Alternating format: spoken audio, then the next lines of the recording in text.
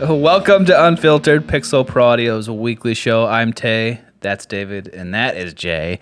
And we're gathered around the drum today to kind of give you a news feed release, something articulate about well thought out and articulate. This is for Summer NAMM 2019, which is being held in Nashville. This is July 18th this morning. So we're kind of like going to be sharing with you what we've discovered and found for new releases this week. New releases. This is real casual. In the next couple of days, there'll be more information and news coming out. And even in a week, if you're watching this, then you'll know a lot more than we do. But we wanted to share some things we saw and found on the interwebs that we've gathered up. We will collect data for you. Yep. So we're doing this live from Appleton, Wisconsin. Woo! Yeah, a little far from Nashville, hey. Oh, yeah. The Northwoods. All right, David, tell us what you found so far. So first thing I found was a Summer 2019 app, or Summer NAMM 2019 app. Downloaded that. It's got all of the events and booths and all the manufacturers that are there. Okay. And on the app, I found some cool events. There were some seminars given by industry professionals. Craig Anderton, who is an accomplished writer, according to Jay. According to anyone who knows anything about the recording industry. I've seen he writes a lot of articles for PreSonus, and you said he did EQ magazine, and he for Harmony Central forever, and he's a do-it-yourself guru. He wrote he's done a lot of like electronics type stuff, and he's been around. He's very well known. Yeah. Okay. Well, he's talking about how to create compelling mixes for certain songs. A group called Belling the Cat. It's a mix of, like, they're all artists, but they've always been engineers and producers as well. Not always, I suppose, but they've each made success as an artist, engineer, or producer, and they talk about the relationship you've got to have in the studio with those three entities. Nice. That sounds awesome. That's actually one that I would have. If I was there this year, I would have attended it. Yeah, I really want to go to one of those sometime. That sounds fun. Yeah. It'd be cool if they could live stream this stuff or something, but I'm sure they want you to pay for it. They want you to be there. They want to give you a reason to come. Yeah. Yep. Yeah. Dang it. And then I also saw a seminar that's long-term tools for pro audio, and it was about gear that stands the test of time. Okay. I'm guessing that would be like the 1176, 1073, LA2, stuff like that. Probably. Yeah, just classics. SM57. Hey, I love the SM57. I know you do. I did that to get a reaction out of David. I'm not a 57 kind of guy. He hasn't used it enough. He doesn't know the glory of the SM57. Have you never heard that mix that was recorded with all SM57s? I haven't. Oh, what did you he have should. what did he have to do to make it sound like that? How much EQ did he have to use? Who cares? It sounds great. Who cares? Okay. All right. Speaking of microphones, You're not one of those elitist guys, are you? Where it can only be done a certain way. No. Okay. And there's people who use 57s get good results. 57. I just get better results with an i5. Ooh, Sounds like a throwdown. That sounds like a future video. We'll do it. Yes. Okay, you got one more thing on here too, right? I do? That sort of falls into this, which I think is this Pensado's Place thing. Oh yeah. They're having a double session that's live at Summer NAMM, and they're having Luke and Beth Laird and Ross Copperman, and then they interview them and have a meet and greet afterward.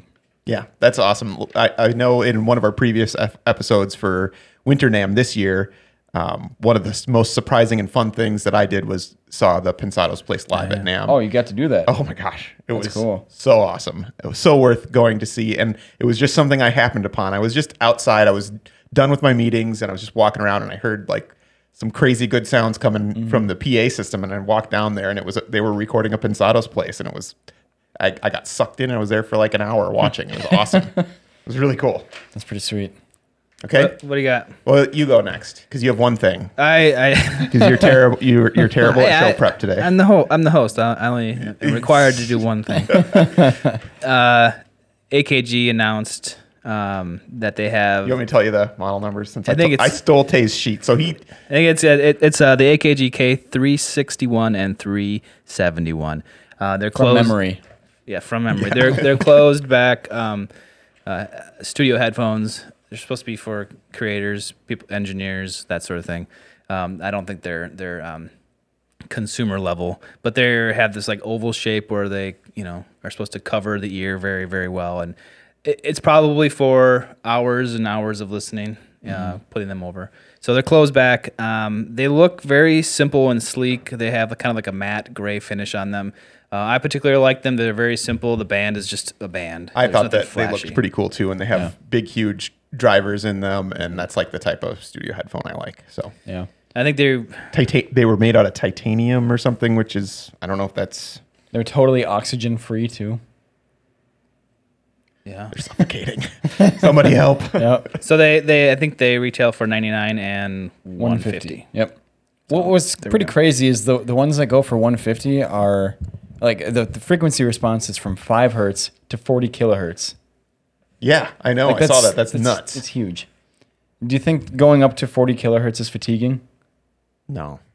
I don't think you hear that. Okay. I don't think it doesn't. I mean, it's just for the harmonic distortion, really. Okay. You know, how it affects the frequencies below that. So I don't think it matters, no. Okay. I mean, why not? We're recording that information now. It's true. Can't hear it, but we're recording it. Yeah. That's all I got. That was a Cool. showstopper. Let's go back to microphones. I want to hear about MXL. Okay. MXL's probably most famous microphone, the 990. Large because it's diaphragm microphone. large diaphragm condenser, which has been made forever. They have a new version which is bundled with a metal mesh pop filter, a mic Metal? cable, metal. And Oh, he scoffed at that.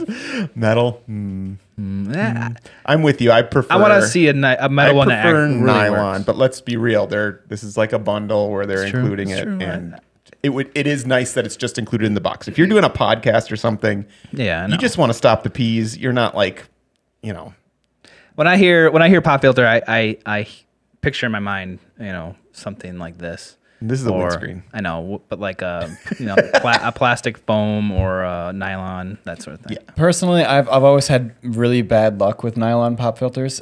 Like it changes the frequency response, and when I switched to a metal one, I was instantly getting better results. I think there's varying degrees of metal ones. Some just like block and reflect, and you can hear Yeah. that noise. I always feel like I can hear it more than nylon. But truthfully, I don't really. I mean, in this application, we have to do it, and it doesn't matter. We're not making a CD or something or a MP3. Yeah, I no. always say CD because I'm old. CD tape, I- data tape. I would say record. Well, that's like come full circle.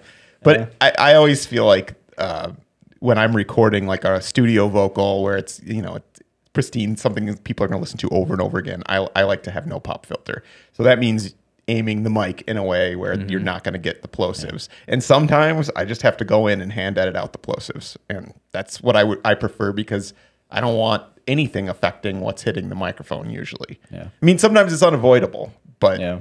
and if it is, then I want a nylon one. That's me. False. So finish what you were saying there. It comes with a pop filter. SM57 metal pop 990. filters. Man.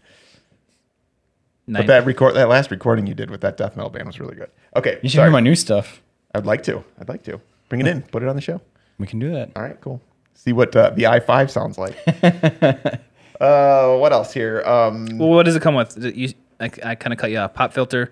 Pop 990, filter, mic cable, a shock mic mount. cable, a shock mount. Okay. So that's a nice bundle, and it's of their most popular microphone. So I would say that's a pretty.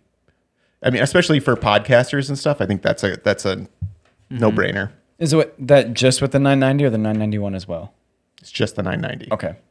And I know that we're going to talk about the music retail show. Let's do that right now. I know they use 990s on there. Really? And they used to have little metal pop filters over the top of their microphones, and so now they would just get it with the microphone. So the music, you were going to mention the music retail show. Yeah, they were just doing, like they were having a booth where you could stop by and listen to a live podcast being made with manufacturers. So. And they do a good job. They're actually one of our suppliers. Oh, really? Oh yeah, they're from MIRC. Oh, okay. So they supply us with a lot of refurbished guitars and stuff, and they're a great company. They do a great job. So okay. Next up, I think my favorite announcement probably is the new ESP 400 series guitars. Okay. Maybe it's not my favorite, but I love that line of guitar, and they have new finishes coming out with metallic fades, which I think actually look pretty cool. So I've got a 400 series guitar. Is anything changing in the quality, or is it just? It varies. I don't know if the quality is changing really that much, but it varies because there's a whole range, and there's different EMG pickups that come with each different model, and I like EMG. This is good. Okay, yeah, I'll look into that. Okay, that's a good one. And then ZT amplifiers. I'd say this is another fairly big announcement. They're getting rid of their standard lunchbox amp, which was kind of what they got their start on, and that's what they're most famous for, I would say. So they've revamped that. It's what they're known for is having a small little tube amp that sounds great and has a lot of gain. It sounds surprisingly good. Yeah, it's a good. We carry those. Not anymore because they're discontinued, but their new version is called the Lunchbox Reverb Combo, and it's got higher output. It's got a new look, and obviously, hence the name. It's got reverb. It's got expanded tone controls, which is great, and $399 street price. So it's pretty good. Yeah, that one's pretty exciting, I think. Yeah. It's like silver too. It's like a lighter silver, and it's got like a swoop on one corner, so it's not fully just boxed. It's got this little design. Yeah, it's got. I think they did a new custom paint job on it, but it's still silver, like normal, like you would expect. Yeah. Okay, I lied. This is probably my favorite announcement. Headrush looper board is announced. Okay, so Headrush is in music brands company. So that's like Alesis, Akai.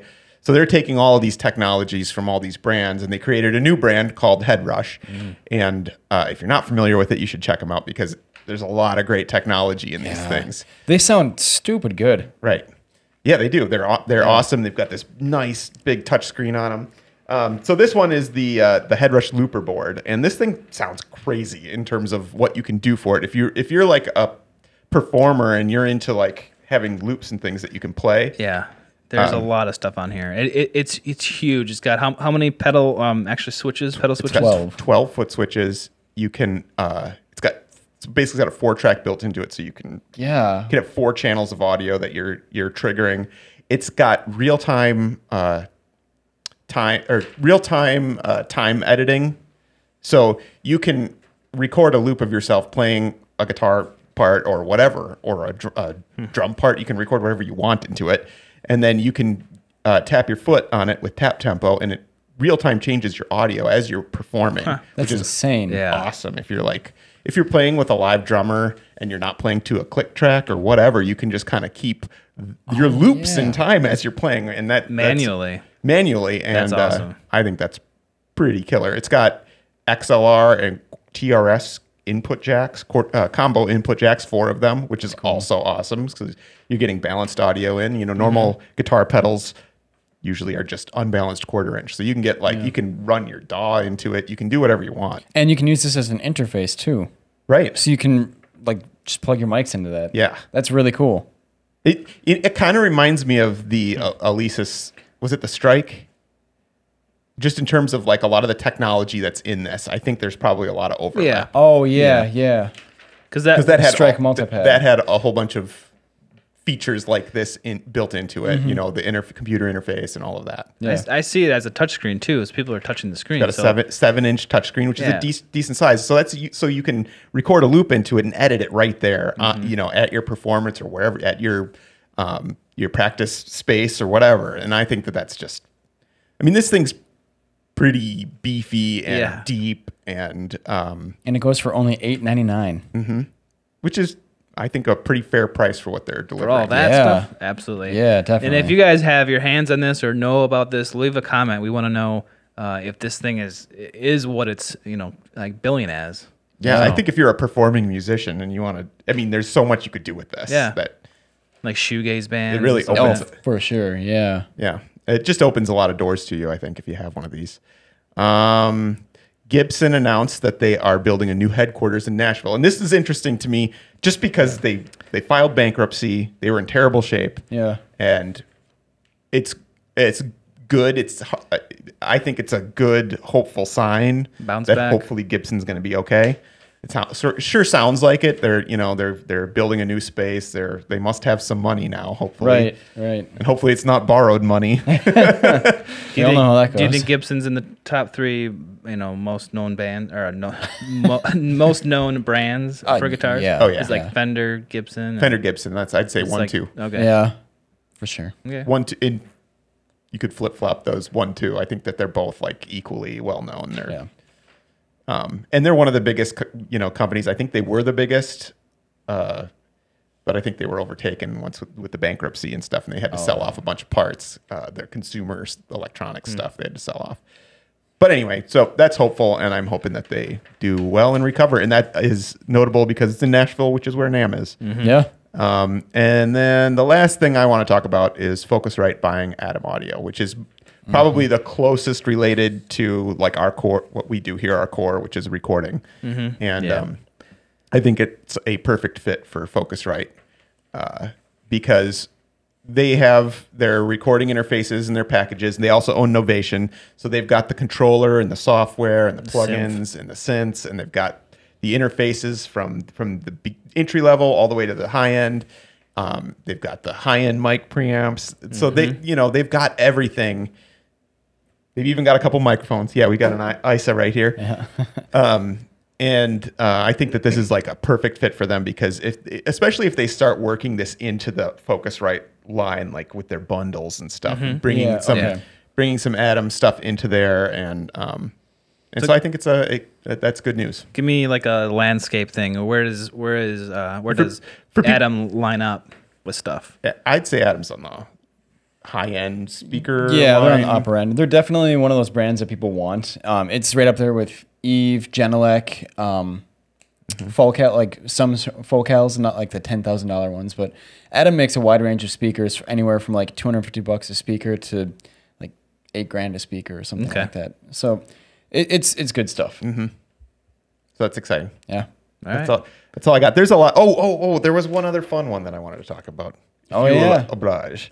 The pedal to the metal? Yes, pedal to the metal. Oh, what's that thing called? Taylor. It's the Danger Zone. The Danger Zone. Oh, yeah. Okay. Danger Zone pedal from Option Knob. It's a phaser tremolo double pedal. Ooh. And Taylor's going to put a picture on the screen. That's really all you need to know. Yeah. Because I just pulled this out because I wanted to show the paint job on this. It looks like the video game. It looks like the NES Top Gun video game with the afterburner. And I know, like, if you're young, you don't know what I'm talking about here. But yes, I do. Get ready. You're strange. Yeah. But it has like the afterburner fighter jet picture above the foot pedals. And the other interesting thing is it's got two, like, I guess you would call them propeller knobs. Yeah. And you can adjust them with your toes. Okay. Ew. Do you have to have your shoes off for that? Yeah, I don't think so. They're big. They look like they're like that big. I'd be afraid to break those. I don't know. Take your feet out of your Crocs. Don't be afraid, David. Out of your Crocs. It'll be okay. Well, we probably won't get our feet on these for a long time. So if you guys have comments and have played with one of these, we want to know how this sounds because obviously we think it's cool looking. And if you've got a demo video, $250. Put a link. It's $250. Yeah, $250. For a double pedal, that's not You'd be all right. Yeah. $125 in effect.